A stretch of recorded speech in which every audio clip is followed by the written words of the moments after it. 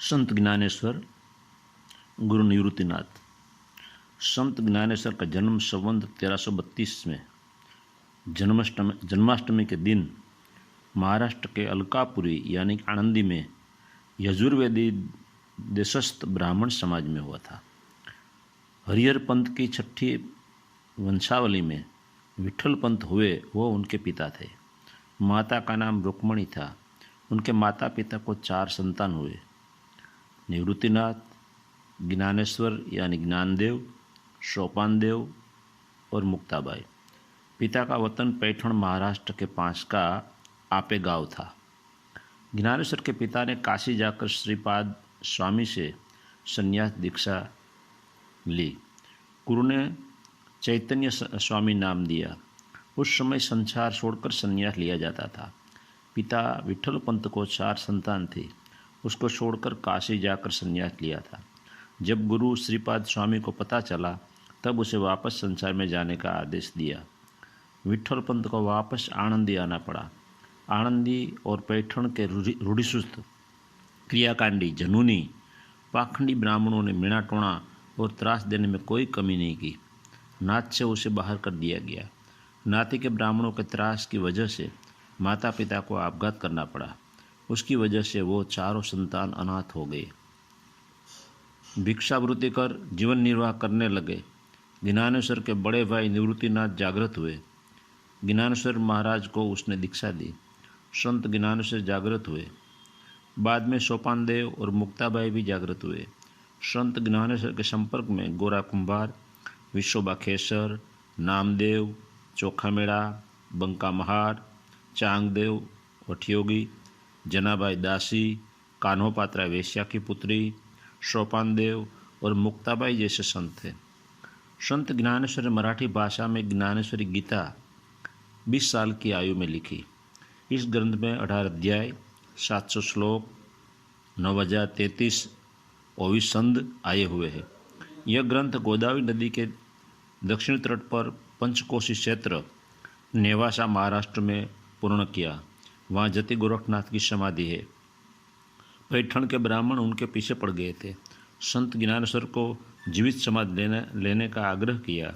संत ज्ञानेश्वर ने संवत 1353 में 21 साल की आयु में आनंदी में जीवित समाधि ली।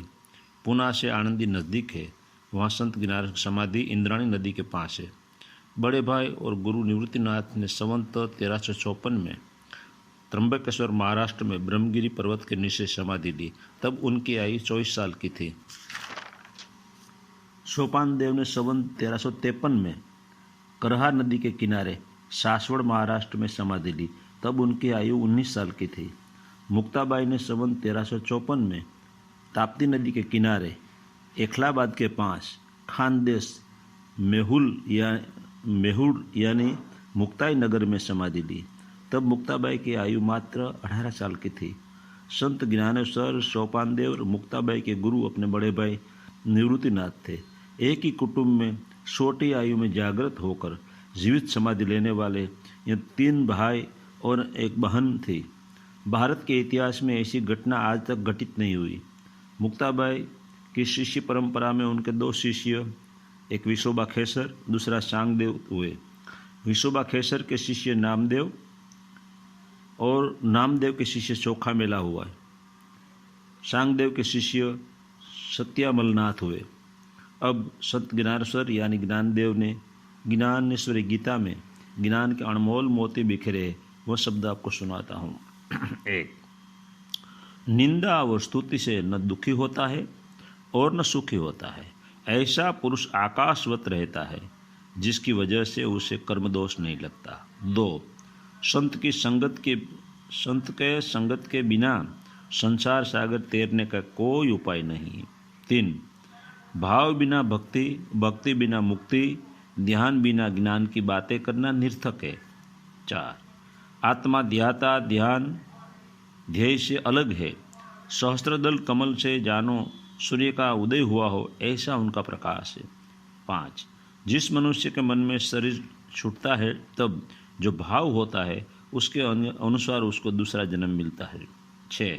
यह समग्र संसार के व्यवहार झूठ पर खड़ा है। हरि सुमिरन के बिना सब व्यर्थ घोंघाट है। 7, जहाँ पांडित्य से भरे हुए पोपटिया ज्ञानी हो, वह अमृत तुल्य ज्ञान देने वाले सच्चे ज्ञानी की कोई परख नहीं होती। 8, आत्मज्ञान से ज़्यादा मूल्यवान चीज ज्ञानी देखते ही नहीं, इसलिए किसी भी प्रकार के इंद्रियों के भोगों से हरिभक्त हर्षित नहीं होते। 9, हजारों मनुष्यों में से